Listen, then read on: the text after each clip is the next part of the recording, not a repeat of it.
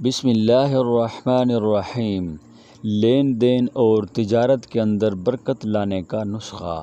نبی اکرم صلی اللہ علیہ وسلم نے ارشاد فرمایا، خریدنے اور بیچنے والوں نے اگر سچائی سے کام لیا، یعنی ہر بات صاف صاف واضح اور کھول کر بیان کر دی، تو ایسے لوگوں کی خرید و فروخت میں برکت ہوتی ہے، اور اگر کوئی بات چھپا لی یا جھوٹ بولا تو اللہ کی طرف سے برکت ختم کر دی جاتی ہے۔